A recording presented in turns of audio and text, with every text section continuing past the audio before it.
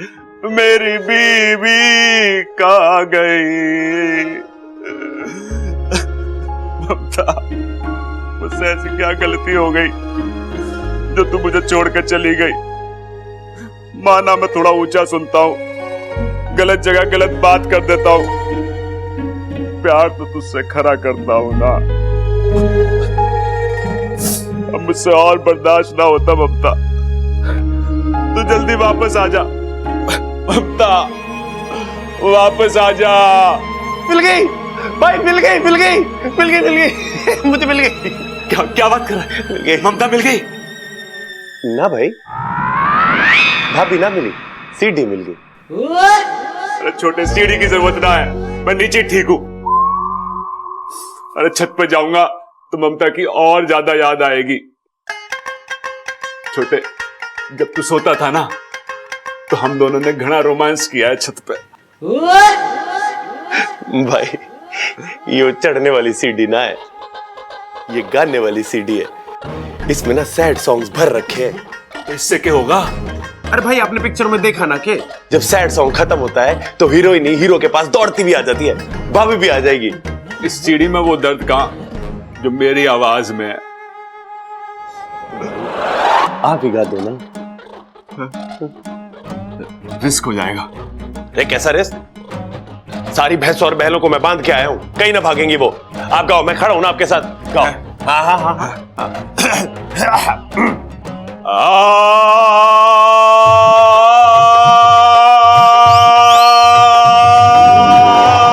अरे घर में गधा घुस गया, ढूंढ का है?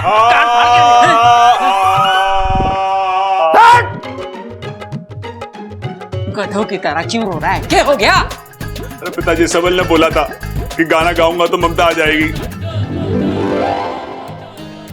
एक बार तू इसकी अकल से मत चला कर, अपनी अकल। चुप बैठ, आ जाएगी ममता, है? चुप। अब चुप ना रहा जाएगा पिताजी, बेचारी ममता पता ना किस हाल में होएगी। ममता। पिताजी एक बार भाई को गा के देख ही लेने दो ना, क्या पता भाभी आ ही जाए। शायद तू ठीक कह रहा है, हो सकता है वो वापस आ जाए, तब तो तीनों मिलकर गाएंगे। अच्छा अच्छा गाते हैं। 1 2 3।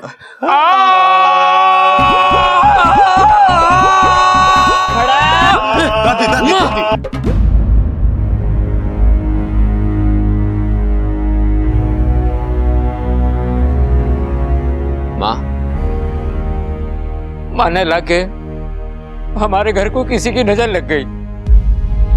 मुझे भी ऐसे ही लग रहा है, एक के बाद एक हादसे हो रहे। एक बार ममता घर वापस आ जाए ना तो शिव जी का मुद्रा कराऊंगी ताकि सारी पीड़ाएं निकल जाए।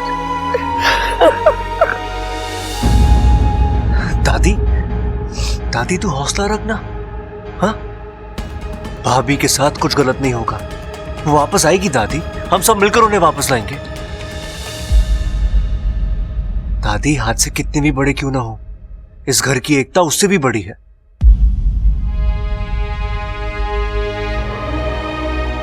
दादी, आप हमेशा कहती है ना, अच्छाई कभी खाली नहीं जाती। नीचे उसका हिसाब कोई रखे या ना रखे, ऊपर वाला उसका हिसाब जरूर रखता है। दादी, ऊपर वाले ने इस घर की एक एक अच्छाई का पूरा हिसाब रखा है और वो सब कुछ अच्छा ही करेगा।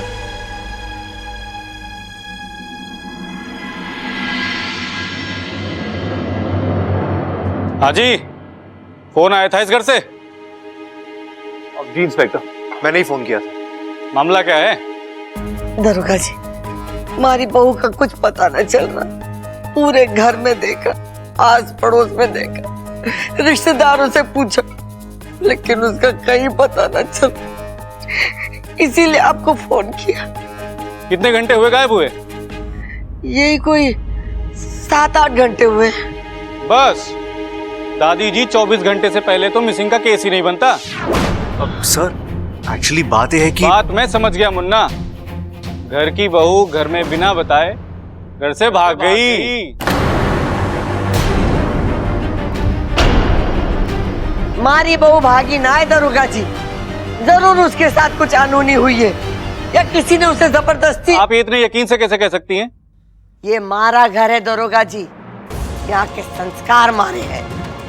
उजाला तो छोड़, अंधेरे में भी कोई कदम ना चुके। मारी बहू मारे घर में बहुत खुश थी। अरे दादी जी, मैंने कब ना बोला है, लेकिन हम पुलिस वालों को जज्बात से काम लेने की इजाजत नहीं है। हम जो बोलते हैं वो तजुर्बे से बोलते हैं, और मेरा तजुर्बा ये कहता है कि ऐसे मामले अगवा होने के कम बल्कि भागने के ज्यादा होते हैं।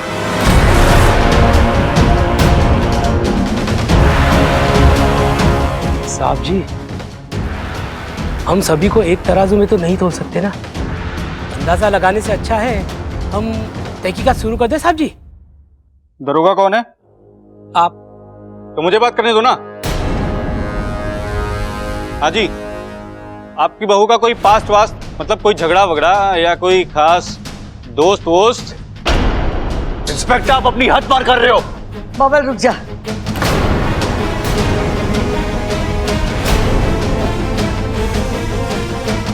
दरोगा जी, मारी बहू का गुजरा हुआ कल, आज और आने वाला कल, सब में हम शामिल हैं। आपको उसमें घुसने की जरूरत ना है। आप तो अपनी ड्यूटी करो, मारी बहू को ढूंढ के निकालो। अब तो मैं 24 घंटे के बाद इस केस में हाथ डालूंगा। और इस बीच कोई अनहोनी हो गई तो? अरे दादी जी, एक तरफ आप कह रही होगा आपकी बहू सुशील है, संस्कारी है, उसके आगे पीछे कोई गलत सलत बात नहीं है, और दूसरी तरफ आपको लगता है उसके साथ कोई अनहोनी हो गई होगी। बात कुछ हजम नहीं हुई। साहब जी, घर की बहू बेटी गायब हुई है तो चिंता तो होगी ना। और पुलिस का धर्म है कि लोगों की चिंता कम करना, बढ़ाना नहीं। मैंने क्या गलत बोल दिया? सवाल पूछेंगे नहीं तो जवाब कैसे मिलेंगे? और मुझे तो लगता है ये लोग कुछ छुपा रहे हैं हम लोगों से। जो गायब हुई है पक्का उसमें कोई खोट है। हे खबरदार! अब मेरी भाभी के बारे में एक भी गलत शब्द निकला तो मैं छोड़ दे दरोगा साहब, छोड़ इसे। क्या कर लेगा तू? क्या कर लेगा? बड़ी गर्मी है इस लौंडे में। अब देख मैं तेरी गर्मी कैसे निकालता हूं। ले चलो इसे। साहब जी, लेकिन ये गलत है साहब जी। जो बोला है वो करो। ले चलो इसे। दरोगा जी, हमारे पोते ने कुछ गलत ना किया है। दादी जी, इसने ऑन ड्यूटी अफसर का गला पकड़ा है। अब तो इसकी 2 साल की चक्की पक्की। लेकिन दरोगा जी, इसने जो कुछ किया वो आपने। अब जो बातें करनी है वो चौकी में आके करना। चलो रे। रुकिए, बब्बल जी को छोड़िए, इन्होंने कुछ गलत नहीं किया है। कहिए ना इनसे, ये तो इन्होंने बब्बल जी को उकसाया, थम जाके छोड़ दीजिए। ओ हवलदार, सहानुभूति देकर हो गई हो तो चले। चलो। अरे दरोगा साहब, अरे दरोगा जी, कहाँ लेके जा रहे हैं चाचू को? चलो। रुकिए इन्होंने। अरे रुकिए, कहाँ लेके जा रहे हैं? रुकिए। माँ, प्रबल सबल काय बुला मुझे।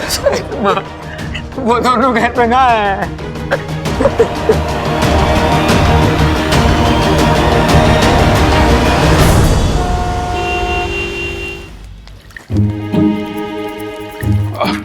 भाई साहब, आपने नहीं देखा क्या?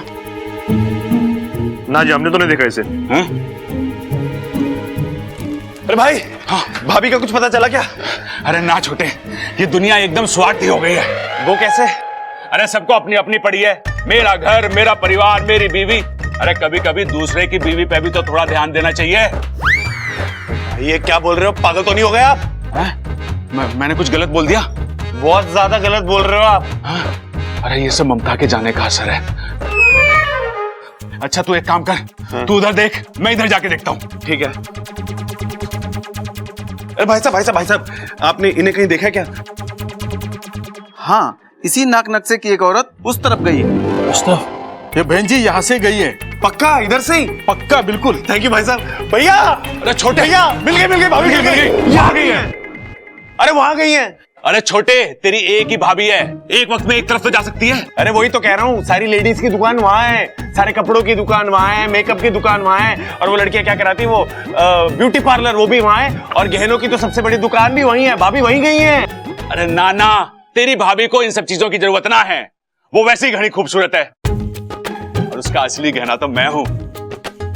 वो जरूर इधर गई है। आ चल। भाई आपकी बात मैं मान लेता हूं, लेकिन अगर भाभी यहां से गई होंगी ना, तो फिर बाद में मत पछताना आप। छोटे, बात तो तू ठीक कह रहा है। अब एक काम करते हैं, ना तेरी ना मेरी, इस सिक्के की सुनते हैं। जय वीरू शोले, उछालो भैया उछालो। चित तेरी पट मेरी।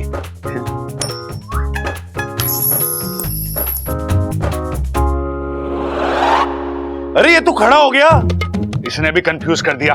अब क्या करें? ना तो तेरा वाला रास्ता ना मेरा वाला रास्ता, इस बीच वाले रास्ते से चलते हैं। भाई अब कमाल हो यार, मैं कब आपके जैसा सोचना शुरू करूंगा। अरे छोटे, जब तेरी शादी हो जाएगी, बीवी खो जाएगी, तो मेरी तरह सोचने लगेगा। चल आ चल। ओ भैया सिक्का रह गया, सिक्का। मेरा सिक्का। हाँ चल, हाँ आजा। अप्पू, अप्पू तू शांत हो जा, चुप हो जा यार। अरे इच्छा, कैसे शांत हो जाऊं? तुमने तो कहा था ना कि सब ठीक हो जाएगा, मम्मी वापस आ जाएंगी, लेकिन यहाँ पर तो कुछ और ही हो रहा है। मम्मी अभी तक नहीं आई, और तुमने देखा ना चाचू भी अरेस्ट हो गए। अप्पू मुझे पता है, लेकिन ये हम इच्छा, अभी मुझे कुछ और नहीं सुनना। तुम तो कुछ भी कर सकती हो, तुम तो जादू भी जानती हो ना। तुम प्लीज प्लीज मम्मी को जादू से वापस ले आओ, और चाचू को भी छुड़वा दो। इच्छा, मैं उनके बिना नहीं रह सकता, प्लीज कुछ करो इच्छा।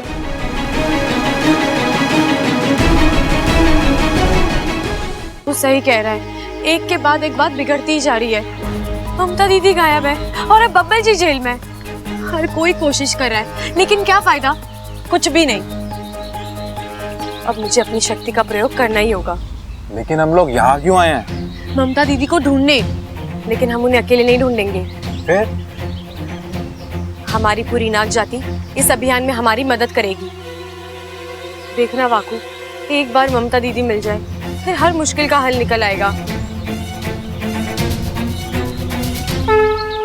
हे नागुनी देव, आपने हर बुरे वक्त पर मेरा साथ दिया है। आज फिर मैं आपके सामने हाथ जोड़कर खड़ी हूँ। अपनी कृपा बनाए रखिएगा। हे समस्त नागजीव, मैं नागिस्तान की सपोली इच्छा आज आपको अपनी मदद के लिए दिल से बुला रही हूँ। एक नेक काम को अंजाम देने के लिए मुझे आपकी जरूरत है।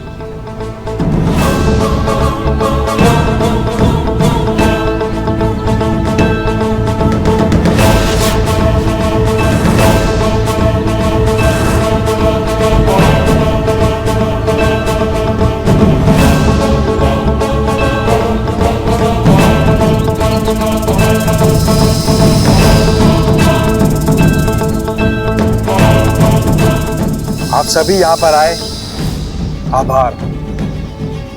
अब आपको जल्दी से हमारा एक काम करना होगा।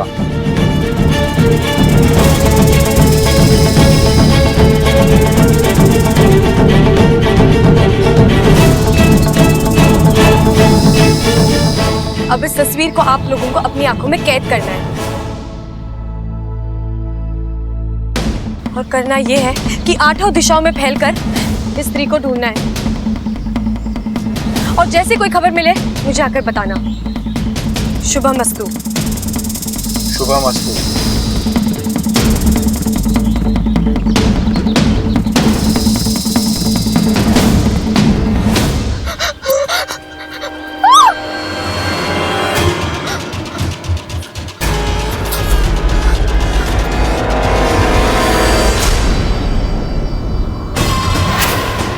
अमृता, तुम यहाँ कैसे? अच्छा सुनो ना, मुझे किसी इच्छाधारी नागिन ने अगवा करके रखा हुआ था। जैसे तैसे मैं वहां से भाग कर आई। तुम यहाँ से बाहर जाने का रास्ता जानती हो ना? चलो चलो चलते हैं। अमृता, भाई यार रहना ठीक नहीं है, अब हम लोगों ने देख लिया तो कुछ भी कर सकते हैं। अमृता, मुझे अपने घर जाना है, मुझे अपने लोगों के बीच में जाना है।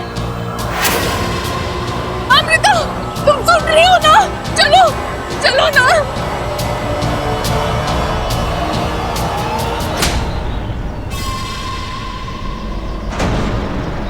अमृता, तुम? वही इच्छाधारी नागिन जिसने तुम्हें अगवा किया।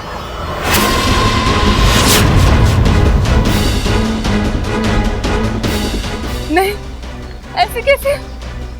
चलो। नहीं, ऐसे कैसे?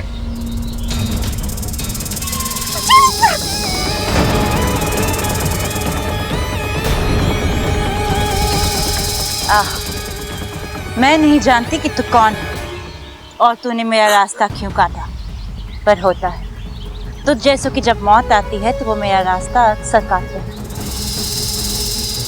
विशेलगढ़ की नागिन हूं मैं। मेरे जहर के सामने तेरे जहर की औकात पानी से ज्यादा नहीं। नागेश तेरा शिकार।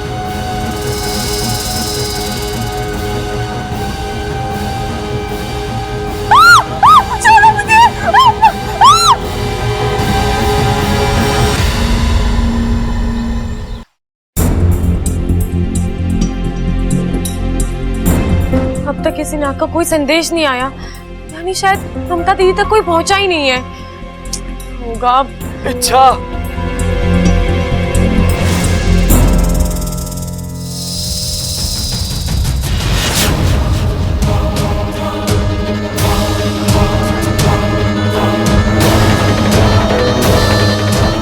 सर्पेश, तुम? अरे इतनी चोट, इतने जख्म कैसे लग गए? बहुत कोशिश की मैंने उसको बचाने की, लेकिन नहीं बचा पाया। इच्छा, मतलब तुम्हें ममता दीदी मिली थी? वो इस वक्त सतपुड़ा के जंगल में है। एक औरत ने उसे कैद कर रखा है। नहीं, औरत नहीं, औरत के रूप में इच्छाधारी नागिन है वो, विशेलगढ़ की राजकुमारी। और उसके साथ नागेश नाम का एक सांप भी है। उसी ने मेरी ये हालत की है। मुझे माफ कर दो इच्छा, मैं अपना काम पूरा नहीं कर सका।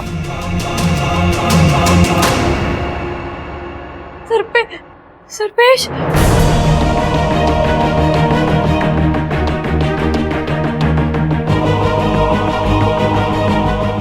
वाकू, वाकू जल्दी आजा वाकू, वाकू।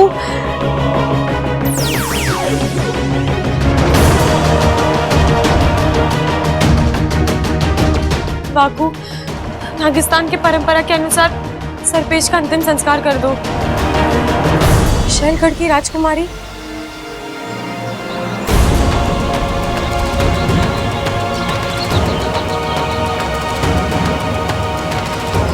मतलब अब हमारी सपोली का सामना विशेलगढ़ की राजकुमारी से होगा? नहीं नहीं, मुझे इसी वक्त वहां जाना होगा, उसे रोकना होगा।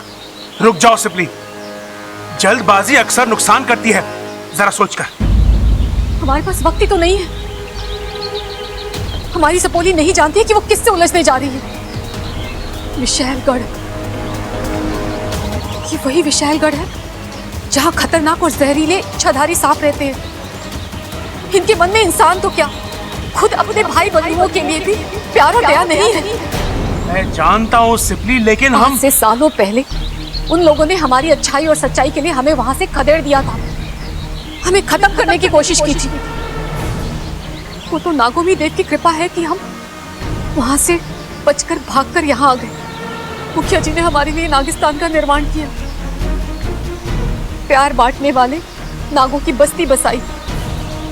लेकिन ये विशेलगढ़ वाले आज भी इस नागिस्तान को ढूंढने की कोशिश कर रहे हैं। एक छोटा सा सुराग और वो यहाँ नागिस्तान तक पहुंच जाएंगे और पूरे नागिस्तान को खत्म कर देंगे।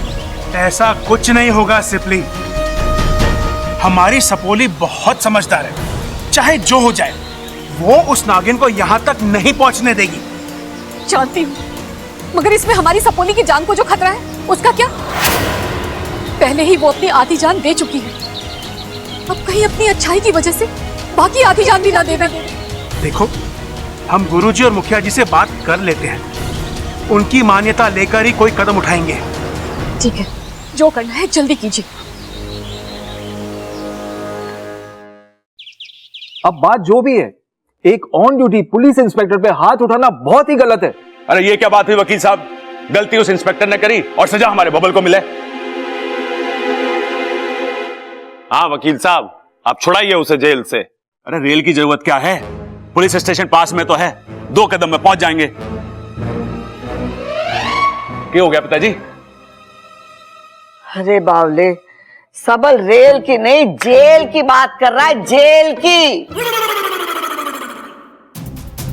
वकील साहब, हमारा छोरा बिल्कुल दूध जैसा है, जब तक नीचे से आंच न दो उसमें उबाल आता ही नहीं। वो दरोगा जी ने इतना उकसाया कि हमारे छोरे का हाथ उठ गया। लेकिन मैं सच्ची कहूं, हमारा छोरा बेकसूर है। वकील साहब, जो भी फीस लगे आप ले लो, पर बब्बल को छुड़ा लो। सवाल फीस का नहीं है खड़क सिंह जी, कानून अपने टाइम से चलता है और अब तो कोर्ट भी बंद हो गया है। अब तो बेल कल ही मिलेगी। कितनी बेल चाहिए आपको? हमारे घर के पिछवाड़े में 10 तरह की बेल है। अब बस नाम लो, मैं तोड़ के लाता हूं आपके लिए। एक बेल की वजह से हमारा भाई जेल में रहेगा के? हाँ छोटे, हरी और ताजी बेल लेके आना, वकील साहब को पसंद आनी चाहिए। अरे रुक जा। क्या हो गया पिताजी? अरे बावलो, ये वो वाली बेल की बात ना कर रहे हैं, बेल यानी जमानत की बात कर रहे हैं, जो कचहरी से मिले। जब तक हमारे छोरे को कचहरी से जमानत ना मिलेगी, वो घर वापस ना आ सकेगा।